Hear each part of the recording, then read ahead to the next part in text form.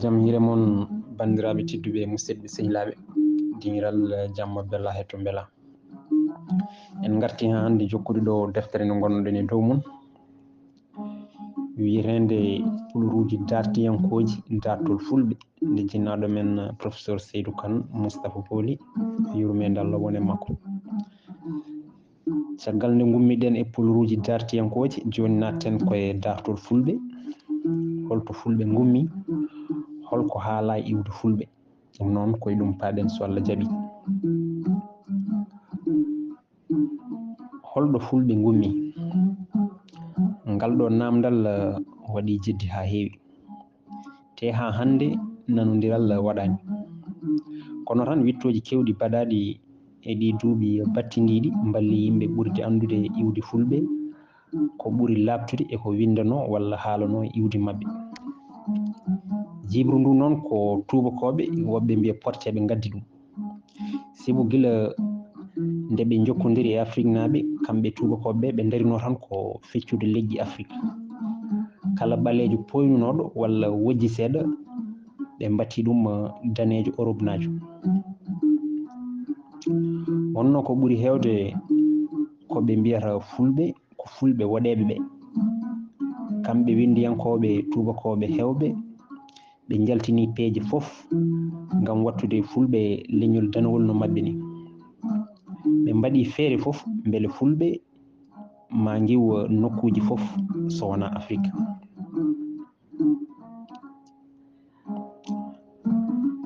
woni hen mabɓe kamɓe tubakoɓe winduɓe ko fati iwde fulɓe tumniɓe ko nandi e gonga, kono ko ɓuri hewde ko koye funti tan dari, koɓe pefindi ɓuri hewde. anduɓe tubakoɓe wona tan fulɓe ɓe jinno tan windi, ɓe mbaɗi noon leƴƴi kewɗi. ɓe jeehi haaɓe mbi misiriyankoɓe e nder yonta Firaouna en e Éthiopie naaɓe e Somali naaɓe e ko nandi hen ko raneɓe, kono inayi mabɓe nunɗuɓe ɓen mbi iwde aade jangguirtake tan nguru ɓandu mum, ina foti jangguirede gueɗe goɗɗe ko wayno ƴiƴam, pinal e dartol jiidigal mum, leƴƴi goɗɗi e ɗemgal mum. ko ɗen gueɗe gaddani anduɓe hande ɓe laaɓede fulɓe koye leñol ɓaleɓe jeeya. holli ɗen gueɗe ina jeeya hen ƴiƴam. jangde ƴiƴam holli leƴƴi aduna ɗi fof jiidi iwdi.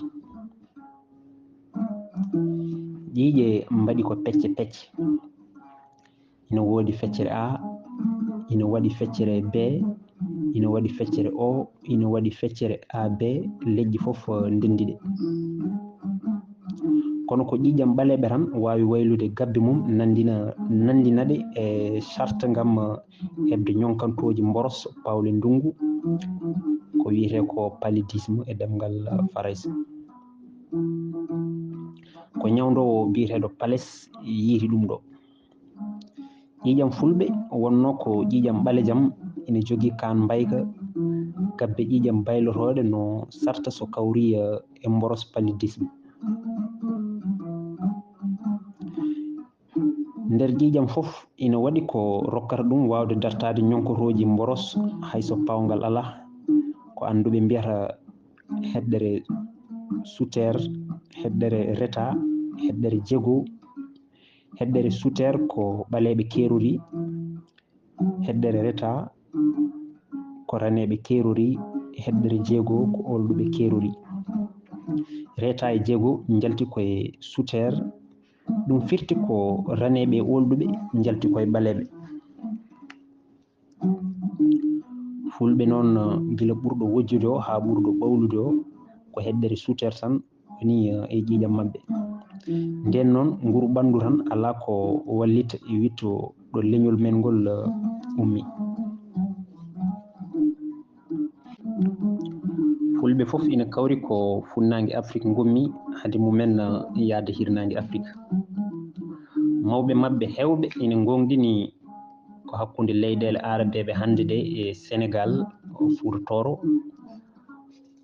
Fuuta Fuladu ɓe jilli ɓe mbaɗoya garta e nder duuɓi ujunaji kewɗi. ɗum ne ko ha hannde pinal maɓɓe ina jiidi e pine ɓaleɓe ɓeɓe jiidi weeyo fulɓe mum e giyankoɓe e seɓɓe mum ɓurankoɓe. hayso waɗi geɗe keeriɗe nder pine ɗene ittata ko renda ko ɓuri heewde. fulɓe hirnangue Afrique ina jogui jettoɗe no leƴƴi ɗi ɓe koddi ɗi ɓe jogui kadi kinɗe no ɗin leƴƴi ni eɓe mbaɗi awowɓe hono subalɓe aynaɓe hono fulɓe sernaɓe hono toroɓe sahoɓe hono sehoɓe hono lawɓe haɓateɓe hono seɓɓe jaaroɓe awluɓe e wambaɓe e ko nandi hen. haaloɓe pulaar mbi seeno fof walla bururi fof e gundoji mum kala hodduɓe kamin jiiti. fulɓe funnague goppi jettoɗe kono won hen e maɓɓe renɓe kinde mumen gadanteje ɗeɓe guittuno hirnague Afrique ko wayno Fuuta Tooro Fuuta Masina e Liptako e Jafun nokkuji woɗaɓe wururɓe toroɓe e ko nandi hen. funnague ha hirnague pulago ngu ko nguuru. ndimago karay sirakal kerse gacci e ko nandi hen. wonko wayli e koɗorɗe ɗe walla e sifa desodiral maɓɓe kono ko ɓuri hewde ina renda ko wayno teskuya goɗɗitingol fulɓe e iwdi mumen ɗo gotel.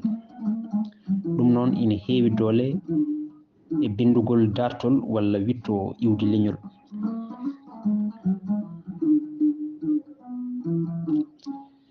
leñol fof siforte ko ɓuri hewde ko ɗemgal mum. ɗemgal pulaar walla fulfulde ko ɗemgal ɓalewal no ɗemɗe ɓaleji ɗi fof ni. ɗum noon anni wittiyankoɓe tubakoɓe holno leñol danwol jogorto ɗemgal ɓalewal ma en gartu hen e bindande garoje. ɗemgal pulaar ma fulfulde ko ɗemgal jiidungal e seererare jolfuɓe basari e ko nandi hen. ko ngal ɗemgal jiidungal kadi e Congo Mboosi e ko nandi hen. e ngal luuɓi noon ko heewi e mandinkore e sapotore e songay e soninkore hawsankore mana leƴƴi koddaɗi. holɗo jaraten ko fewti e dartol fulɓe. hanki tubakoɓe arnoɓe honde Afrique jinno tawde ɗon ko pinal dokkowal tugnorgal konngol maɓɓe. ko ɗum waɗi kala ɗo ɓe jiino foynuɓe seeɗa nder ɓaleɓe ɓe jiiɗino sendude ɗumen e ɓaleɓe woɗɓe ɓe. ko ɗum addini ɓe wiide fulɓe ko Europe naɓe. hande noon gandal mehal ngal wittoɓe raneɓe holɗuɓe e ɓaleɓe kutori holli fulɓe ko leñol tan e nder ɓaleɓe Afrique. windande arore nde ko hollude kala ko winda walla ko haala iwde fulɓe fawade e duttorɗe. ko anduɓe tubakoɓe bindi e iwde fulɓe. ina jeeya hen gorko biyeteɗo Toxier. o tubago windi ko heewi e dartol fulɓe kanko adi rentinde kala ko winda e dartol fulɓe ko adi hitande 1993 caggal jibinede annabi Issa. nder deftere makko wiitende Meure histoire de Peul woni jikkuji fulɓe e dartol mumen nde o windi hitande 1993 o lelni doggol winduɓe ko faari e dartol fulɓe. o holli e nder deftere nde pelle wiiɓe fulɓe gummi koye tubakoɓe e wiiɓe fulɓe gummi ko Asie walla Afrique funnague. kono kamɓe fof ɓe kawri koye wiide fulɓe ko raneɓe Europe ɓooyɓe won hen tan ɓe ɓaleɓe motti. fedde wiinde fulɓe koye tubakoɓe Europe jalti ina jeeya hen docteur biyeteɗo Lilièvre e hitande ujunere e temedde jeetati capanɗe jeetati e ɗiɗi. O wi fulɓe koye taniraɓe Farayse naɓe wiyeteɓe golluwa en jalti.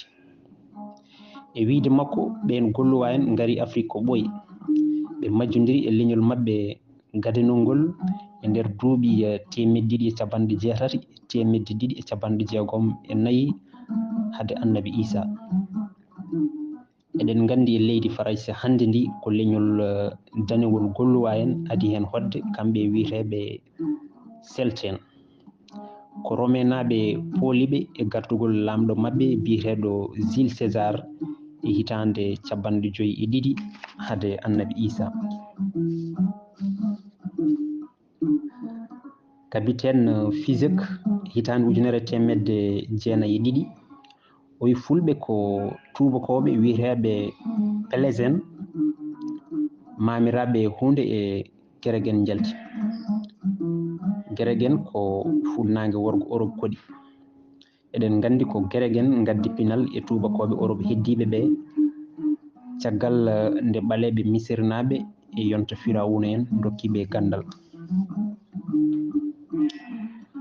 docteur Tali hitande ujunere e temedde jeetati capanɗe jeeɗiɗi e jeegom o wi koye Tijigan en walla Bahume en fulɓe jalti. ɓen noon ko worgo Europe koɗi. e wiide makko ɓe ngari Afrique waɗi duuɓi temedde 5 e nder hemre 15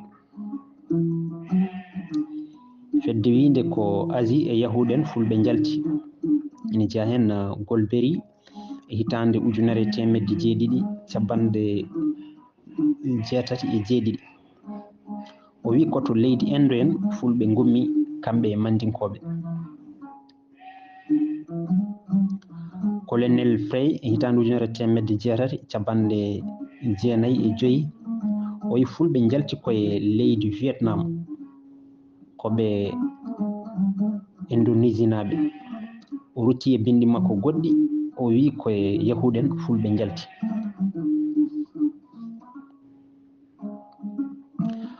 Mathéus e hitande ujunere temedde jeeɗiɗi e capanɗe jeenayyi e joyyi o wi koye leydi Indo en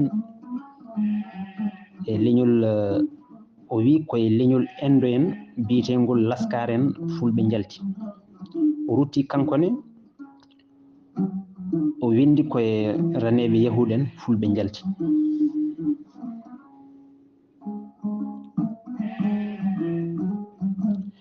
Georges Désital e hitande ujunere temedde jeetati e capanɗe nayyi e ɗiɗi oɗo ɓuuri woɗɗinde iwde fulɓe. o wi ko caggal Asie ɓe gummi hono Malaisie e Polynésie. on diwan noon ko hakkude Asie e Amérique e ñiɓirde Océanie woni ina woɗɗi Afrique no feewi. Maurice de la Fosse e hitande ujunere e temedde jeenayyi e 11 ko lamɗo gando ɓuuri annude wittoɓe foof hade Cheikh Anta Diop arde kañum e fusine mum Aboubacry Moussa Lam mo duɗal tongal jaabi ha tirti to Dakaru. kanko de la Fosse o wi fulɓe ko Yahuɗen jilluɓe leƴƴi jeyaɗi leydi Sam hono funnague ɓadiɗo walla Yahuɗen hoɓɓe Sam. o wi ko ɓen gummi funnague ina ngara ha Fouta Toro e yonta laamu Ganna. kono tan ko haali ko fof ala ɗo ñiiɓi sabu ko ɗemgal fulɓe hono Pulaar fulfulde riwri ko addi ko sabu Pulaar ko ɗemgal ɓalawal ngal fulɓe e seereraɓe e jolfuɓe ndendi to iwdi to te ɓen ko ɓaleɓe. o wattindi wiide fulɓe ko Yahuɗen ko Tukulóor en esngu seereraɓe e jolfuɓe e wiide makko luɓi fulɓe ɗemgal Pulaar sabu de la Fosse e anduɓe tubakoɓe e on saaha ndeyno tan ko serdude leñol ngol ɓe ko fulɓe ɓe ko Tukulóor en. ɗen caɗele garani hay anduɓe fulɓe hannde ɓe walla woɗɓe yiɗɓe wattude leñol ngol leƴƴi ɗiɗi certude.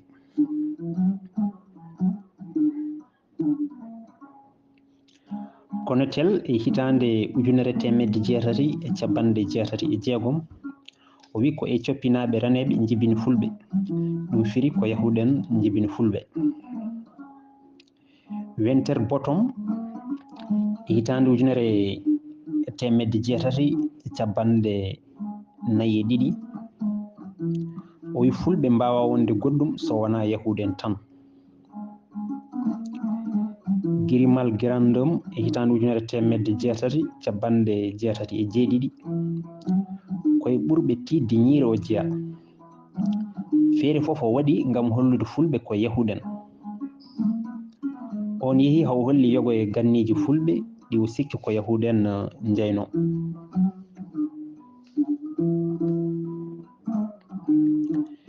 Edmond Morel e hitande ujunere e temedde jeenayyi e nayyi onne koto yahuden nawdi fulɓe.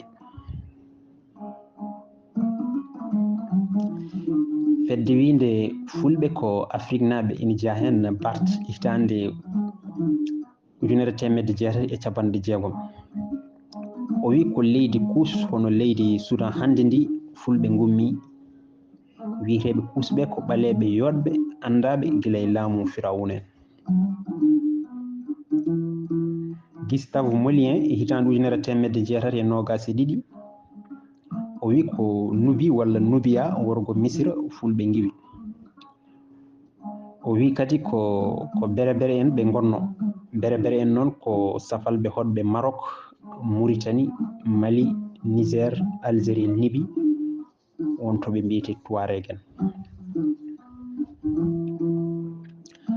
Docteur Lasnet o wi ko palol Nil maayo ɓalewo feccingo Misra fulɓe giwi. Nil ko maayo ɓalewo feccingo Misra inde maayo ngo yalti koye konngol pulaar niile ɗum firti koko ɓawli. Hay safalɓe ina mbiya niile so ɓe jiiɗi joofade comcol ɓalengol. Tugnorde mum koye ɓaleɓe fulɓe ɓe kocci konngol ngol ko safalɓe Mauritanie tan gandigol. Berebere en e arabeɓe ganda ko firi niile. Niile ko fulɓe mbi noon maayo Nil noon wurni Misra rokki leydi ndi fayida mum gila e laamuji Firawuna en duuɓi ujunnaji 5 hade nulaɗo men Muhammad sallllahu alayhi wa sallam yo jamme kisal gone mum ha ñalawma hannde o. O wi fulɓe ina nandi e misiriyankoɓe e yonta Firawuna en.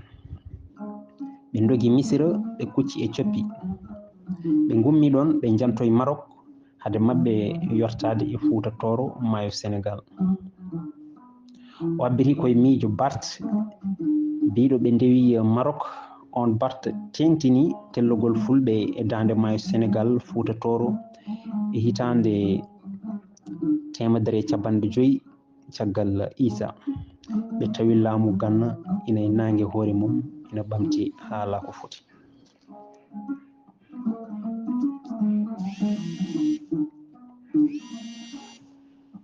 Gorko goɗɗo biyeteɗo Selesman ko ɓurɗo majjinde anduɓe o waɗi feere fof ngam hollidde fulɓe ko tubakoɓe gonno ɓe ɓowliti caggal ɓoygol mabɓe e nder Afrique e wiide makko. André Arsin o wi fulɓe ko hunde e misiriyankoɓe hono Égypte naɓe o wi ko kamɓe goni leñol fuuɗen kaletengol e nder defte Zabour e Tawret hono Bible. Ko hare mabɓe e Farsi en tettunoɓe laamu Firawuna en lomti ɗumen ittiɓe Misra.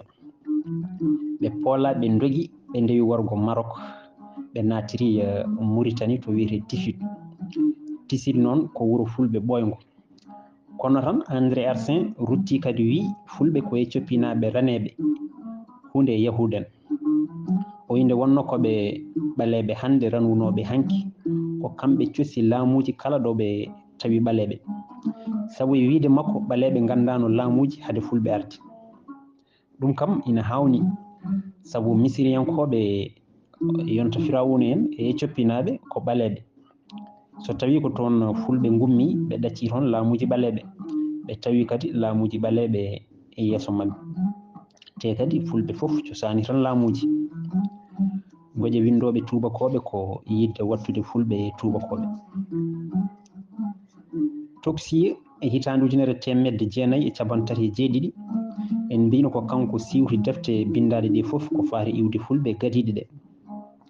O holli koye saraji maayo nil fulɓe konno. Oye fulɓe ko hunde leƴƴi hamiten. Hamiden noon ko leñol ɓalewol so ngol meeɗi wadde. Kono tan ina faama hannde ko tubakoɓe tafingol e dow hutorade inde Haam ɓesngu annabi Nuhu, sabu yidde wattude lasli makko lasli yahuda en walla arabeɓe e ɓaleɓe ɓe terde mumen ɓatti ɗon ɓe. O jeyama yiɗɓe ranwinde Haam, tawi noon Zabour e Tawret mbi on ko tanum Kanan, Fut, Kus, Misra hono ɓaleɓe.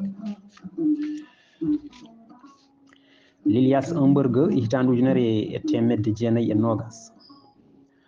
O debbo gando ko windi e fulɓe gasara, kono fulɓe ngannimo. En saha o wiya fulɓe ko misiriyankoɓe. O wallifi deftere ko faati e ndam hakkunde pulaar fulfulde e ɗemngal firawuna en hono copte. En saha o wiya fulɓe ko dowrinaɓe maayo Nil. O windi defte dallinoji ɗum.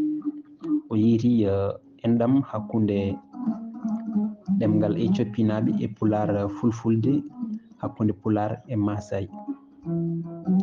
En saha o wiya fulɓe ko leydi Inde en gummi ndewi Misira. O wallifi deftere ko faati e ndam hakkunde fulfulde e Dravidian e ɗemngal Tamulen ɓaleɓe Inde. En saha o wiya fulɓe ina jiiti e Yahuden. Henri Labouré hitandu ujunere 1955. Kanko Labouré koye tubakoɓe wattindiɓe windude ko faati e iwdi fulɓe e ɗemngal mumen. O wi ko Éthiopie fulɓe gummi, kono koɓe ɓaleɓe jilluɓe arabeɓe ummoriɓe worgo Misira. O wi no gandu biyeteɗo Levallois hono neɗɗo yanke hono anthropologue.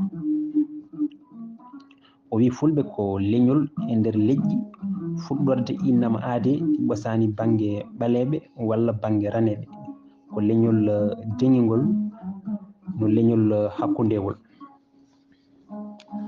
Ɗum noon bandiraɓe tedduɓe musidɓe sehilaɓe, oɗo kalten ha ñande wonde so Allah jaaɓi garen e jiyande Cheikh Anta Diop en, Alain Angelin en e Aboubacry Moussa Lamen e fedde winde fulɓe gummi ko Sahara e Henri Gravrat en e Oumar Kanen e woɓɓe. Ɗum noon Allah jarama on jarama on ha saaha goɗɗo so Allah jaaɓi.